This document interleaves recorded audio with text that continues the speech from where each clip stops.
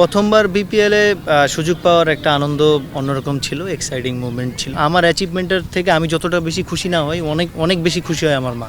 আমি জানি না আমি কতটুকু মানুষ হতে পেরেছি, বাট আমি চেষ্টা করি সবসময় যেন ওনার মান সম্মান বা ওনার মর্যাদা যেন সবসময় উপরে থাকে। তো বাবা থাকলে হয়তো ব্যাপারটা অন্যরকম হইতো। উপরওয়ালার ডাক, এটা সবাইকেই যেতে হবে।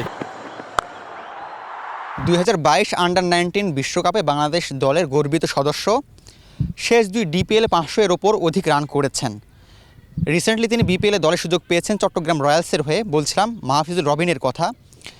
তিনি এখন আমার পাশে দাঁড়িয়ে আছেন, যাকে ভাবা হয় বাংলাদেশ ক্রিকেটের ভবিষ্যৎ। আমরা তার কাছে জানবো আসলে তার ক্রিকেটের যাত্রাটা কেমন ছিল, স্ট্রাগলিংটা কেমন ছিল, এবং তিনি যে বিপিএলে সুযোগ পেয়েছেন সে বিপিএল নিয়ে কী ভাবছেন, বা ন্যাশনাল টিমে যদি ভবিষ্যতে সুযোগ পান বা ন্যাশনাল টিম নিয়ে আসলে তিনি কী ভাবনা রাখেন, সেই সব কিছু।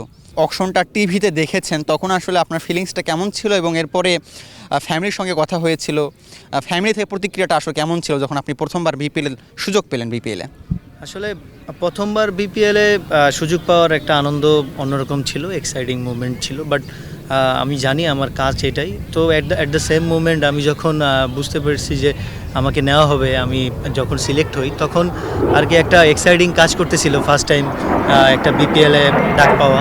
তো আমি মনে করছি যে আমার এটা কাজ, আমার এটা করতেই হবে। তো ভালো ক্রিকেটটাও খেলতে হবে। সো এত বেশি এক্সাইটেড ছিলাম না, বাট এক্সাইটেড ছিলাম হালকা।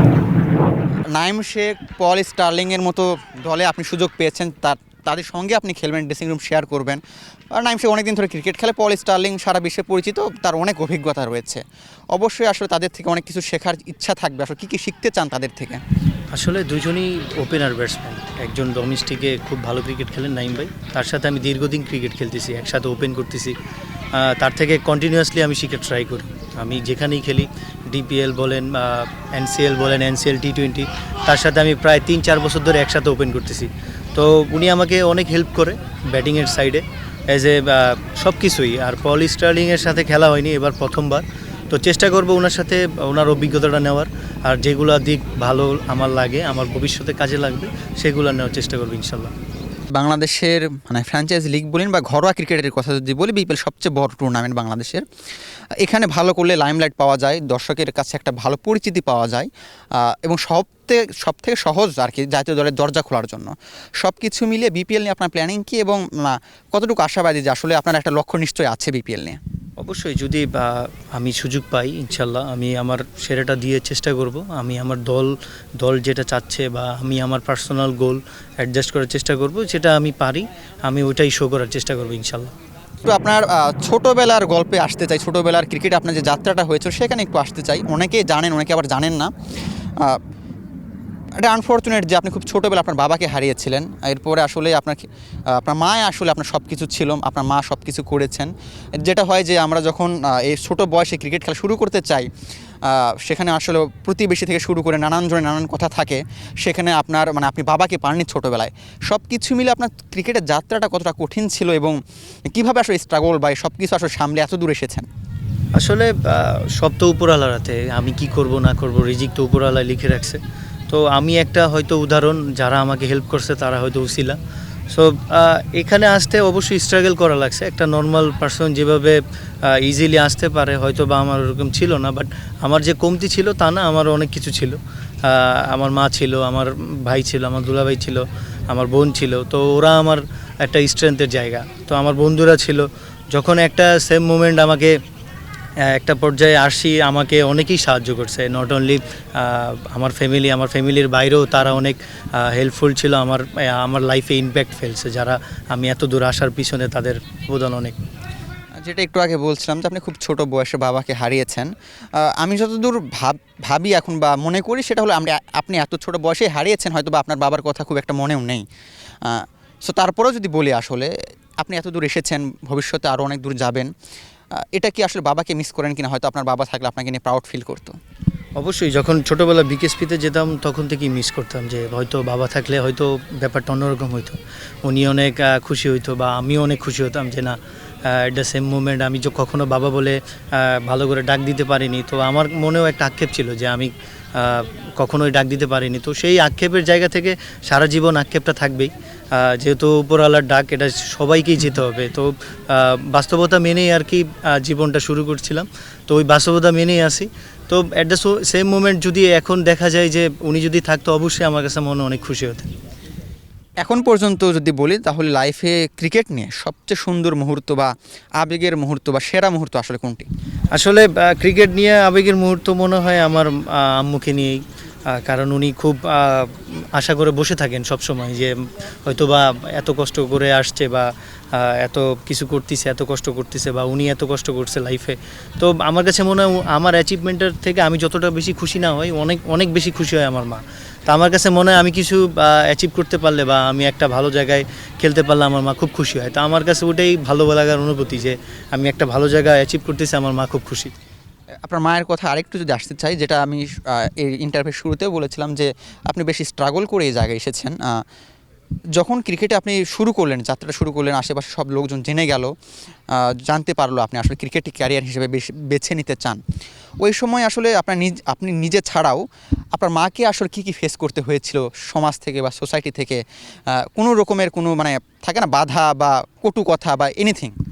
আসলে বাধা তো ছিল সব সময়। আমার কাছে মনে হয় একটা আমার যখন বাবা মারা যায়, আমার যতটুকু শুনছি বা মনে পড়ে, তখন আমার মা খুবই ইয়াং। তো আমার কাছে মনে হয় মানুষের কথার চাইতে ওনার সবচেয়ে বাধা ছিল ওইটাই যে কিভাবে আমাদের মানুষ করবে। তো আমি জানি না আমি কতটুকু মানুষ হতে পেরেছি, বাট আমি চেষ্টা করি সবসময় যেন ওনার মান সম্মান বা ওনার মর্যাদা যেন সবসময় উপরে থাকে, আমার কারণে যেন কখনোই নিচু না হয়। তো আমি সবসময় এই চেষ্টাটাই করি। বাধা অবশ্যই ছিল, বাধা সবসময় থাকে, বাট আমার কাছে মনে হয় যে আমি একটা ছেলে আমার ফ্যামিলিতে, তো উনি সবসময় একটা ইনসিকিউর ফিল করতো যে আমি যদি একটা কিছু হোঁচট খাই বা আমি যদি একটা বাজে রাস্তায় চলে যাই বা বাজে একটা কিছু করে ফেলি, তাহলে হয়তো বা ব্যাক করাটা কষ্ট। তো ওই মুমেন্টে আমার কাছে মনে হয় যে বাধা সবচেয়ে বেশি এটাই যে ইনসিকিউর ফিল করা। বাট আমার কাছে মনে হয় আমার মা খুব শক্ত একটা মানুষ, মেন্টালি অনেক স্ট্রং একটা মানুষ। সো ওই ক্ষেত্রে উনি খুব মেন্টালি স্ট্রং ছিল ওই জায়গায়। একটা ইনসিকিউর ক্রিকেট খেলাটার পুরোটাই ইনসিকিউর। সো আমার কাছে মনে হয় উনি ওই জায়গা থেকে আমার প্রতি প্যাশন বা যেই ডেডিকেশন দেখিয়েছেন, এটা আমার কাছে খুবই মানে আনন্দদায়ক। এসপি ক্যাম্পে ছিলেন, এসপি ক্যাম্পের প্রধান কোচ ছিলেন ডেভিড হেম্প। ওখানে একটা কথা বলা রয়েছে বা আমি বিভিন্ন জায়গা থেকে জেনেছি, সংবাদ মাধ্যম থেকে জেনেছি বা শুনেছি আসলে। তিনি একবার বলেছিলেন যে আপনার মতো অর্থাৎ মাহফিজুল রবিন যিনি যতটা ডিসিপ্লিন ক্রিকেটার আমি আমার ক্যারিয়ারে খুব কম দেখেছি। এই ব্যাপারটা আসলে কেমন লেগেছে উনি যখন বলেছিলেন, বা এই ব্যাপারটা নিয়ে আসলে আপনার প্রতিক্রিয়াটা কেমন ছিল? আসলে ছোট থেকেই গ্রো হয়েছি ক্রিকেট ইনভারমেন্টে। বিকেএসপি একটা সবাই জানে যে বিকেএসপি বাংলাদেশের একটা বড় স্পোর্টস, তো স্পোর্টস ইনস্টিটিউট। তো ওইখানে এইভাবেই গ্রো করা হয়। যেহেতু আমি অনেক ছোট থাকতে গিয়েছিলাম, তো আমাকে গ্রো করা হয়েছে ওইভাবে যে বিকেএসপি যারা কোচ আছে, টিচাররা আছে, তারা আমাকে গ্রোই করছে যে স্পোর্টসের দিক দিয়ে। তো আমি চেষ্টা করছি আমার কন্টিনিউয়াসলি যে মেনটেন করা যায় আমার রুটিন, দ্যাটস ইট, আমি শুধু ওইটাই মেনটেন করছি। 2022 আন্ডার-19 ওয়ার্ল্ড কাপে আপনি বাংলাদেশকে প্রতিনিধিত্ব করেছেন। সেখানে আপনি বাংলাদেশ টিমের ওপেনিং ব্যাটার ছিলেন। আমি যদি ভুল না করি আপনি সবগুলো ম্যাচই খেলেছিলেন। সেই বিশ্বকাপের আগে আপনি আইসিসি প্লেয়ার্স টু ওয়াচ লিস্টে আপনি দ্বিতীয়তে ছিলেন। ওই সময়টার যদি আমি অনুভূতি জানতে চাই, সেখান থেকে এত দূর আসা এবং আপনি তখন যেখানে ছিলেন, কী মনে হয় যে 2022 সালের পরে এখন বর্তমানে যে জায়গাতে আছেন, আরও কি বেশি দূর এগোতে পারতেন কিনা এই 3 বছরে, বা কিছুটা ঘাটতি রয়ে গেছে কিনা, বা কিছুটা আনলাকি কিনা? আনলাকি বলবো না, বাট আমি অবশ্যই আমার ল্যাকিংস খোঁজার ট্রাই করি সবসময়। তো আমি মনে করি যে আমারই ভুল ছিল, হয়তো ওই মোমেন্টে যেটা ছিল হয়তো আরও আমার অ্যাচিভ করা দরকার ছিল। হয়তো এই বিপিএলটা 3 বছর পরে না গিয়ে হয়তো বা 1 বছর পরেই পেতে পারতাম, বা আরও একটা বছর ভালো পারফর্ম করলে হয়তো আরও একটা বছর আগে খেলতে পারতাম। তো অ্যাট দ্য সেম টাইম আমার কাছে মনে হয় আমারই ল্যাকিংস ছিল। তো ওইগুলাই খোঁজার ট্রাই করতেছি continuously, day by day improve করার চেষ্টা করতেছি।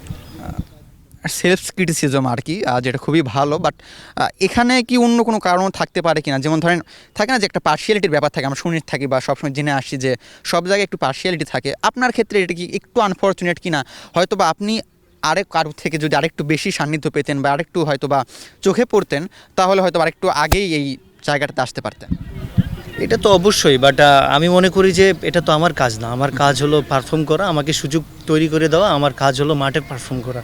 তো আমি সবসময় চেষ্টা করি আমি মাঠে যেন পারফর্ম করতে পারি, বাকিটা ওটা ওনাদের হাতে, ম্যানেজমেন্টের হাতে। যেটা আমার আয়ত্তে নেয় ওটা আমি চিন্তা করি না। আপনি 3 ফরম্যাটে খুবই ভালো খেলেন। আপনি এনসিএল রিসেন্টলি সেঞ্চুরি করেছিলেন লঙ্গার ভার্সনে, এনসিএল টি20তে ভালো করেছিলেন মোটামুটি। হয়তোবা আপনার নিজস্ব যে স্ট্যান্ডার্ড আমি জানি না সেটাতে আপনি সন্তুষ্ট কিনা, বাট আমরা আপনাদের থেকে আরও অনেক বেশি আশা করি। এবং আপনি যেটা ডিপিএলে গত 2 সিজন যেটা সবচেয়ে বেশি হাইলাইটেড, 500-র উপরে রান করেছেন। সব কিছু মিলে কি মনে হয় যে ন্যাশনাল টিমে যখন আপনি ডাক পাবেন, অবশ্যই ডাক পাবেন ইনশাল্লাহ, সবাই আশা করে সেটা, কোন ফরম্যাটে আগে আসলে ডাক পেতে চান, বা আসলে আপনার মনে হয় যে আপনি ওই ফরম্যাটে আসলে ন্যাশনাল টিমে আগে ডাক পাবেন? আমি মনে করি যে আমি 3 ফর্মেটই অনেক খুবই এনজয় করি। আমি টেস্ট ক্রিকেটেও এনজয় করি, ওডিআই টি20 যেটাই বলেন, white ball cricket, red ball cricket, আমি 2টা ক্রিকেটই এনজয় করি। যদি আমাকে ম্যানেজমেন্ট চিন্তা করে যে কোনো জায়গায়, আমি সেই কোনো জায়গায় প্রস্তুত আছি ইনশাল্লাহ।